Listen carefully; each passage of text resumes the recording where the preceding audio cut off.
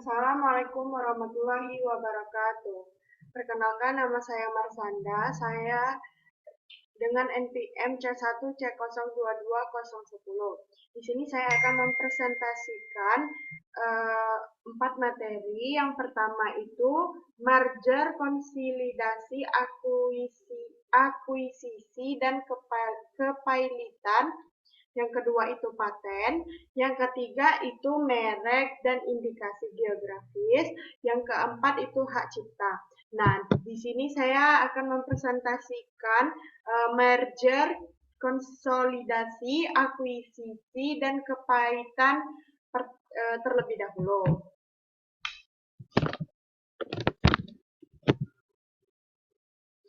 Nah, pokok pembahasannya itu yang pertama ada tujuan merger, konsolidasi, akuisisi, dan pemisahan.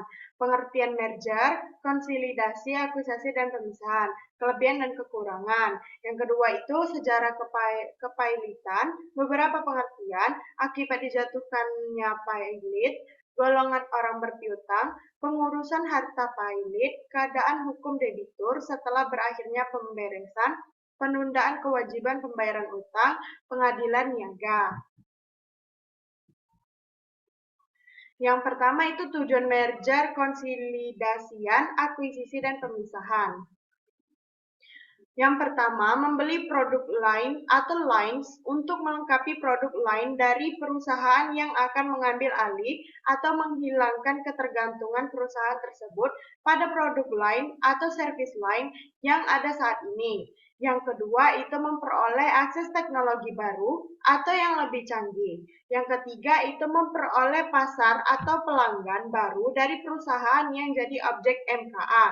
Yang keempat itu memperoleh hak-hak pemasaran atau produksi dari perusahaan objek MKA. Yang kelima itu memperoleh kepastian atas pasokan bahan baku dengan kualitas baik selama dipasok perusahaan MKA. Yang keenam itu melakukan investasi atas keuangan perusahaan yang berlebihan dan tidak terpakai.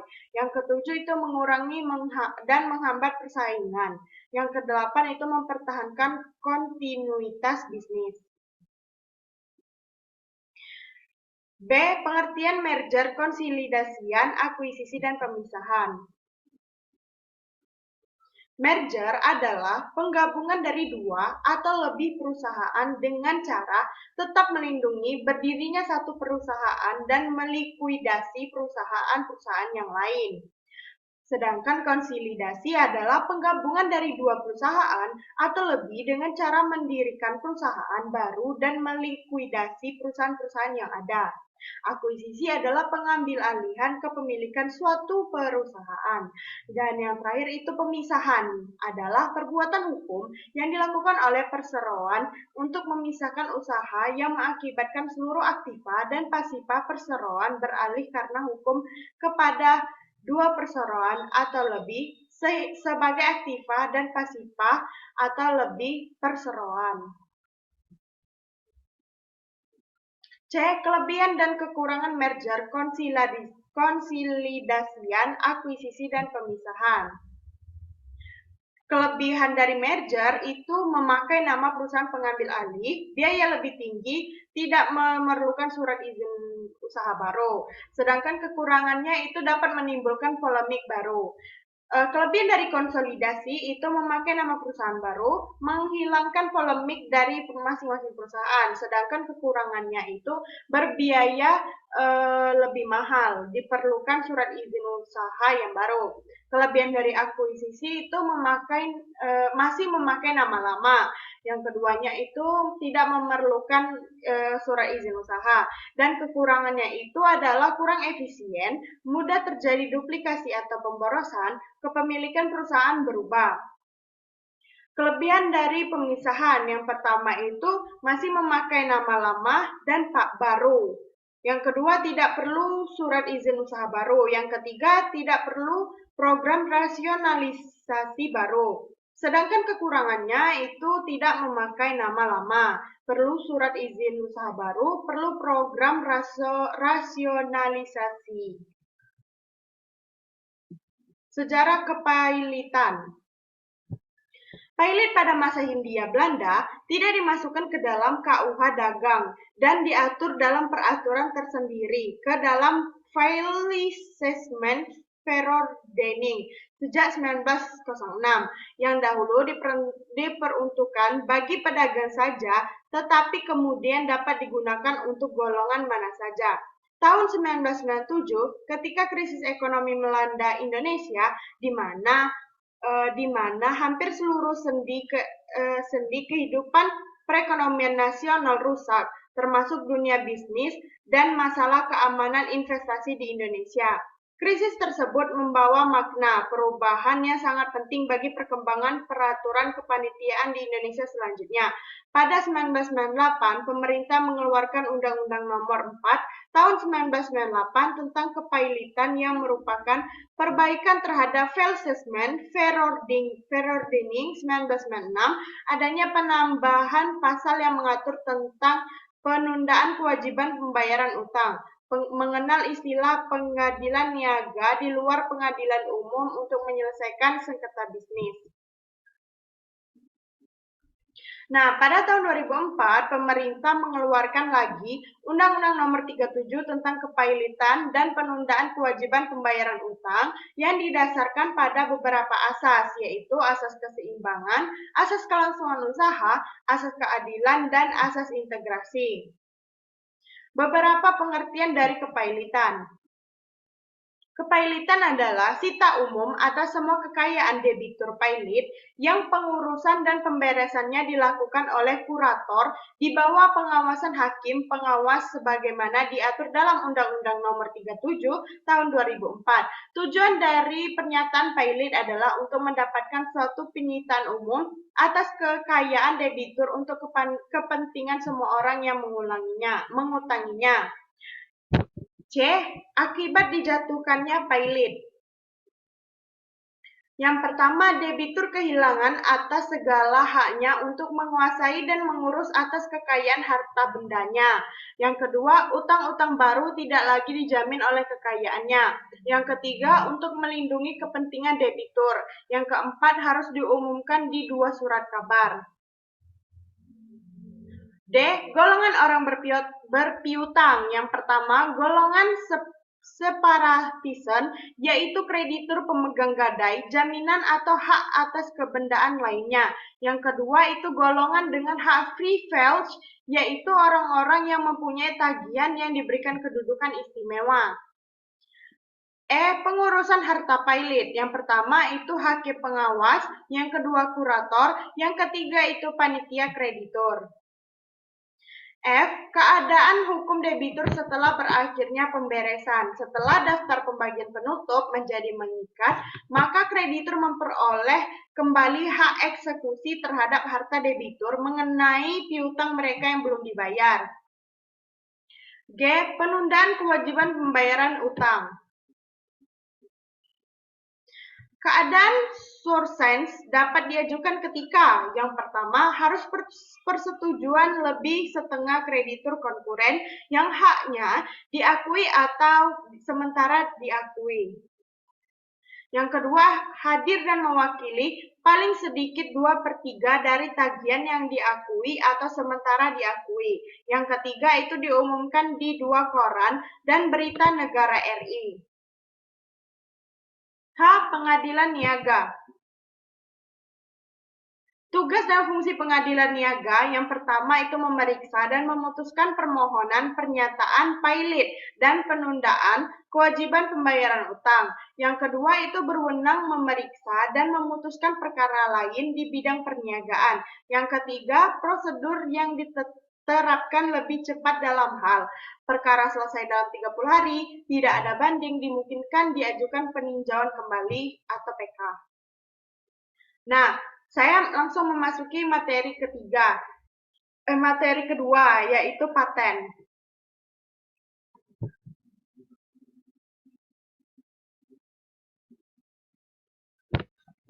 Pokok pembahasan dari paten ini yang pertama ruang lingkup paten, permohonan paten, pengalihan dan lisensi paten, pembatalan paten, paten sederhana, PCT dan TRIPS.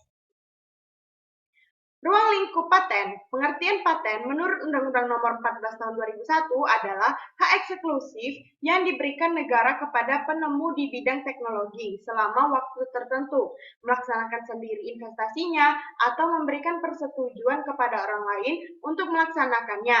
Dalam hal ini, pemegang paten adalah penemu sebagai pemilik paten.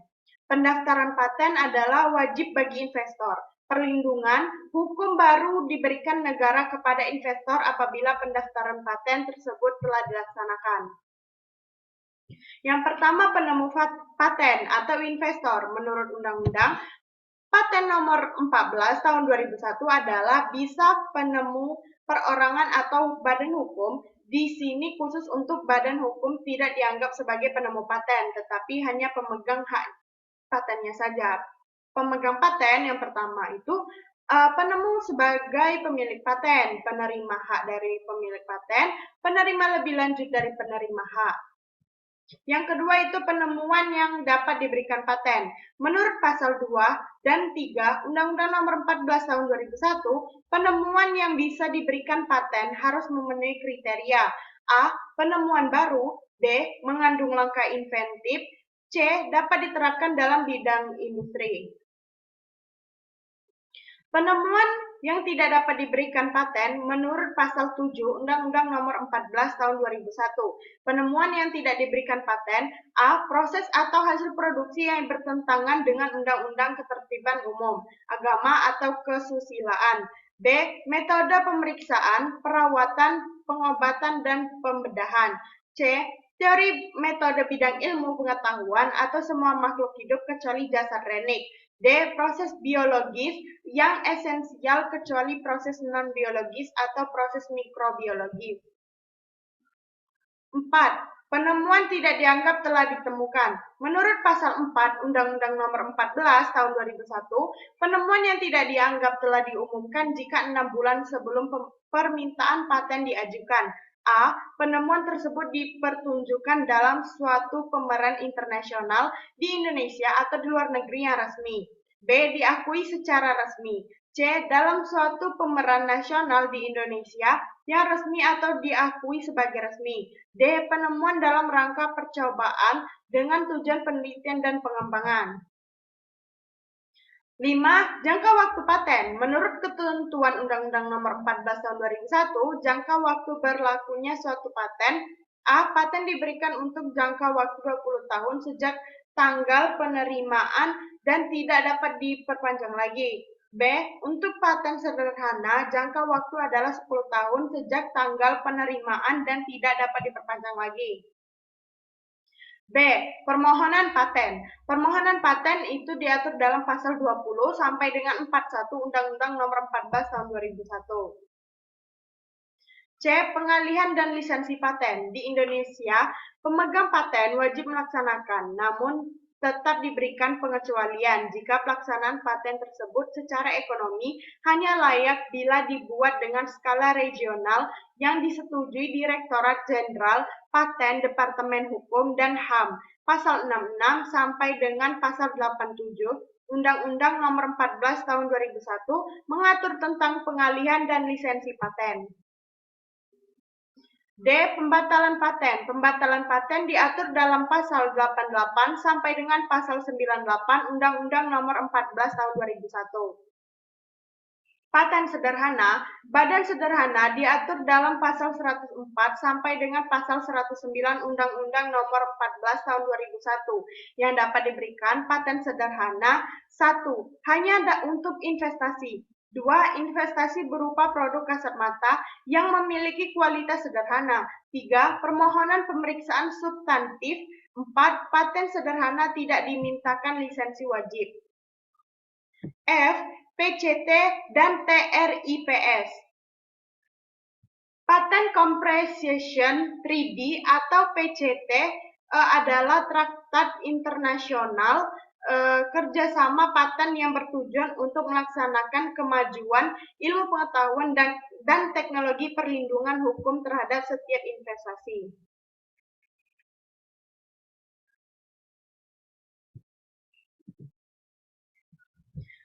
Nah, materi keempat itu materi ketiga itu merek dan indikasi geografis.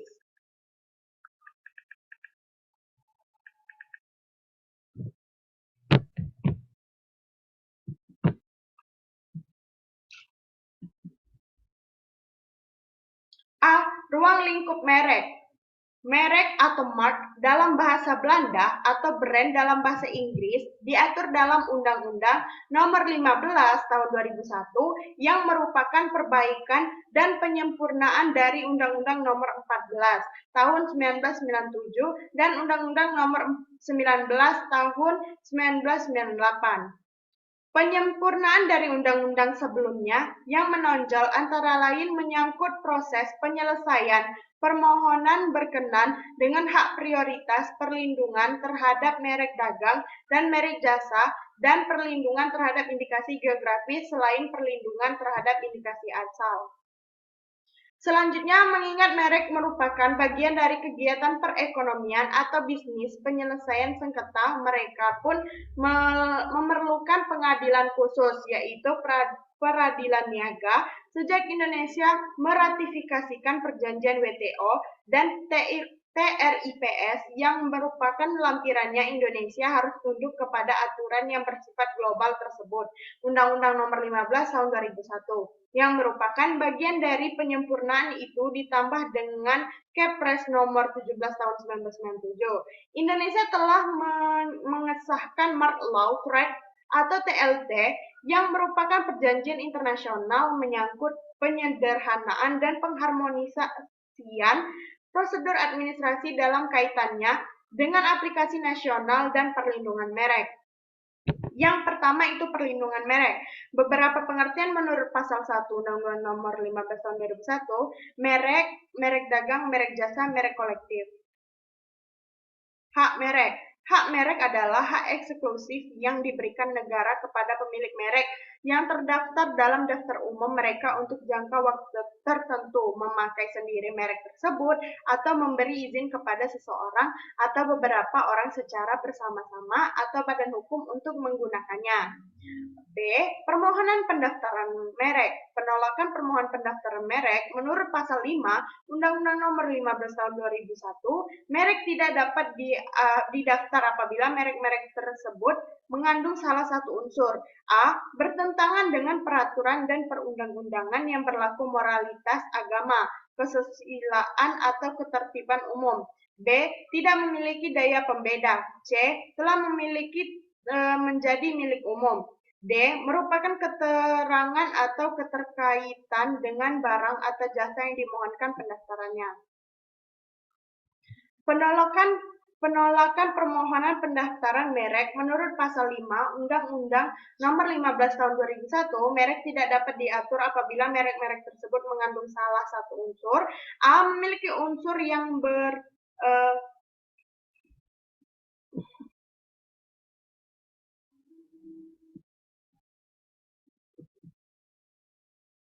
Syarat dan tata cara permohonan merek. Syarat dan tata cara permohonan merek menurut pasal 7 Undang-Undang Nomor 15 Tahun 2001, A. Permohonan diajukan dalam bahasa Indonesia untuk merek bahasa asing atau di dalamnya terdapat huruf selain huruf Latin, wajib disertai dengan terjemahan bahasa Indonesia.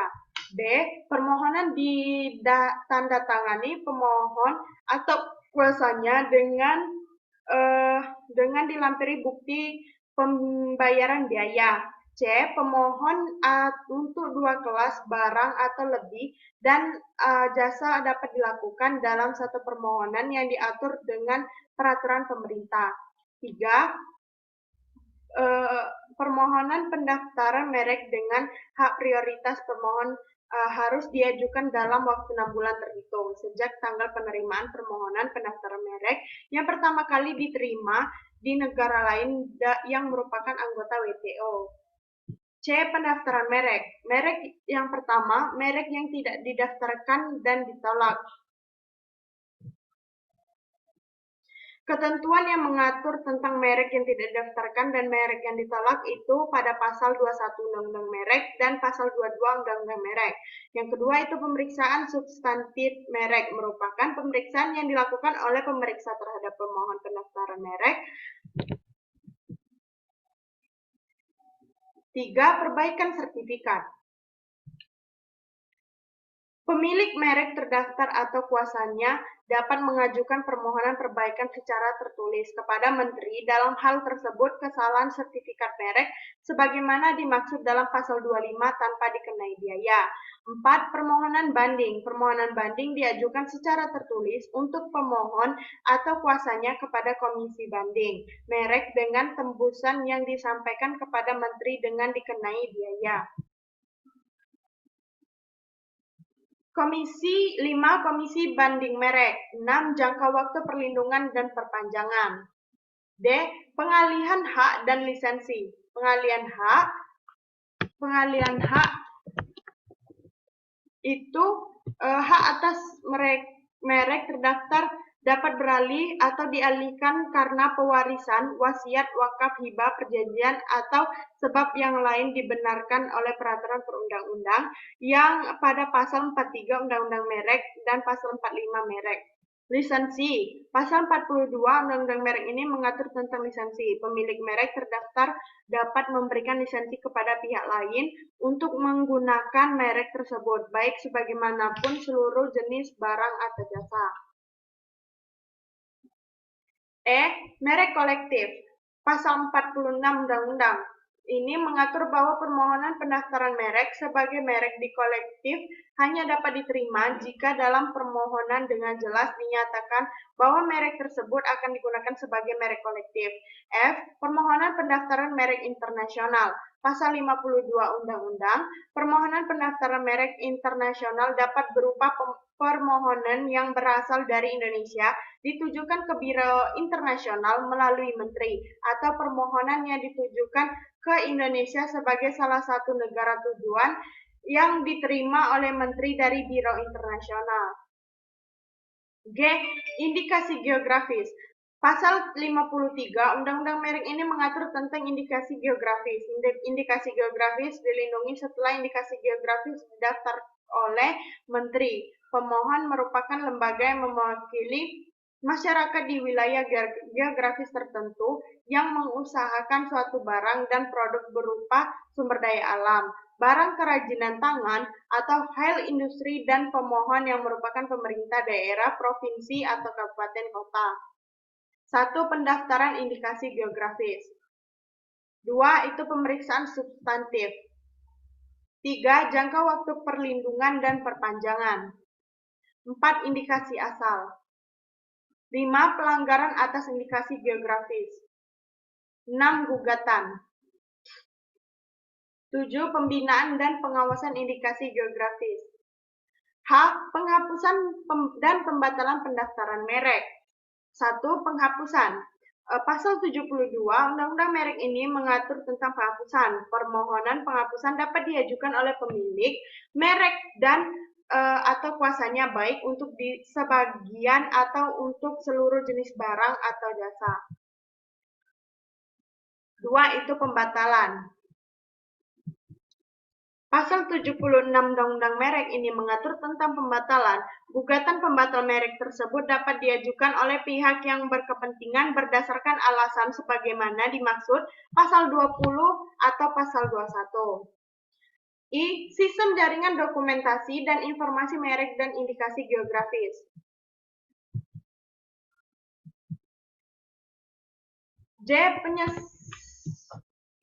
Penyelesaian sengketa.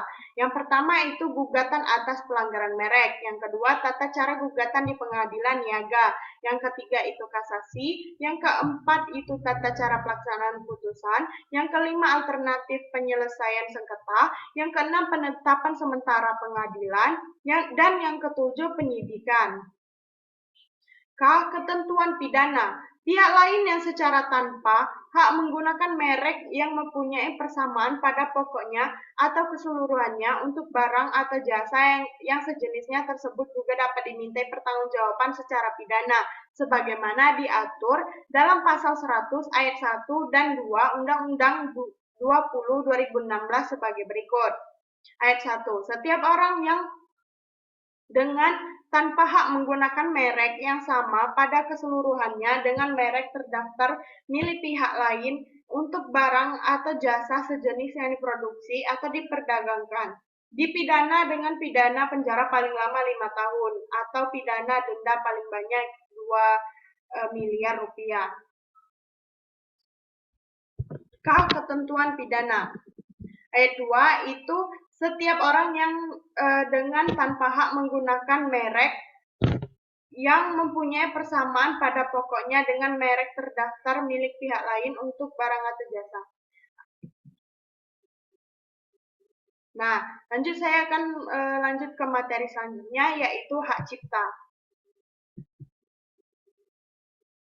Tapi pembahasan dari hak cipta ini, yang pertama itu ruang lingkup hak cipta, fungsi dan hak cipta, hak ekonomi dan hak moral, hak terkait, ciptaan derivatif, pendaftaran hak cipta, lisensi dan lisensi wajib, pelanggaran hak cipta, ketentuan pidana. Bagian 1, yaitu ruang lingkup hak cipta. Hak cipta adalah hak eksklusif yang hanya dimiliki oleh pencipta atau pemegang hak cipta untuk mengatur penggunaan hasil karya atau hasil oleh gagasan atau informasi tersebut. Pemegang hak cipta adalah pihak yang menerima hak secara sah dari pencipta atau pihak lain yang menerima lebih lanjut hak dari pihak yang menerima hak tersebut secara sah. Yang ketiga itu karya kolektif didefinisikan sebagai sebuah karya seperti terbitan majalah, antologi, dan ensiklopedia yang di dalamnya terdapat sejumlah kontribusi dan merupakan karya tersendiri dan independen.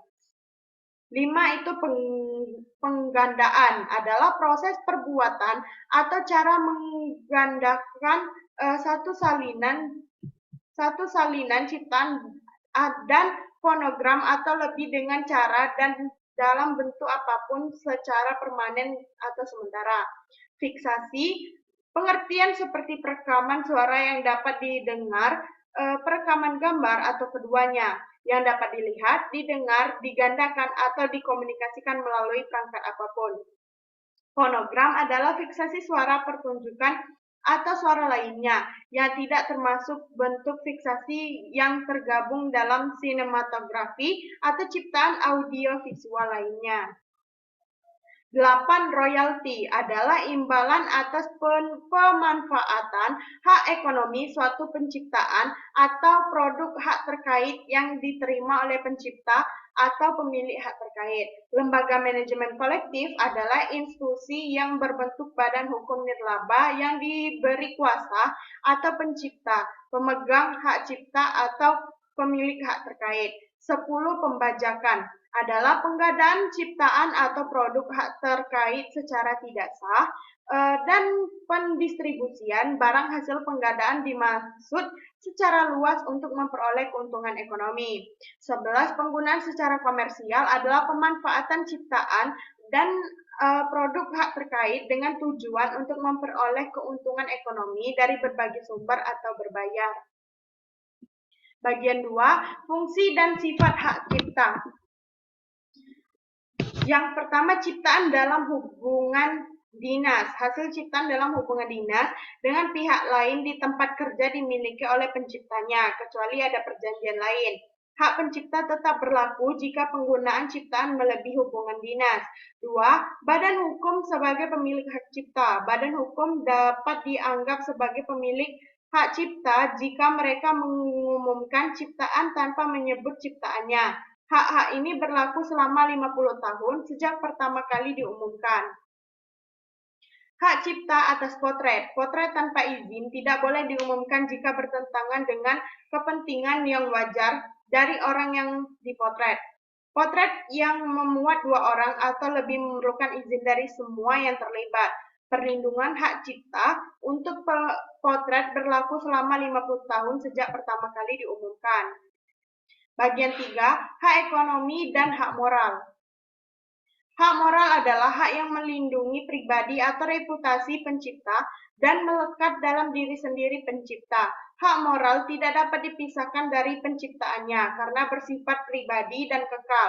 Hak moral diatur dalam Undang-Undang Nomor 28 Tahun 2014 Pasal 5 hingga Pasal 7. Hak ekonomi adalah hak untuk mendapatkan manfaat ekonomi atas ciptaan serta produk hak terkait. Bagian 4 yaitu hak terkait. Hak terkait adalah hak yang berkaitan dengan hak cipta yang merupakan hak eksklusif bagi pelaku pertunjukan, produser fonogram atau lembaga penyiaran. Bagian 5 itu ciptaan derivatif.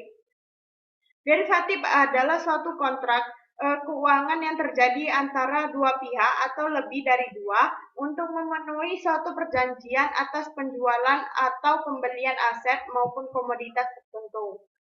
Bagian 6 itu pendaftaran hak cipta. Tata cara pendaftaran hak cipta, itu pencatatan ciptaan dapat diajukan secara elektronik maupun non-elektronik dengan permohonan secara tertulis kepada Menteri, menyertakan contoh ciptaan, melampirkan surat pernyataan kepemilikan ciptaan, lalu membayar biaya pendaftaran atau pencatatan. Pendaftaran hak cipta melalui sistem elektronik. 1.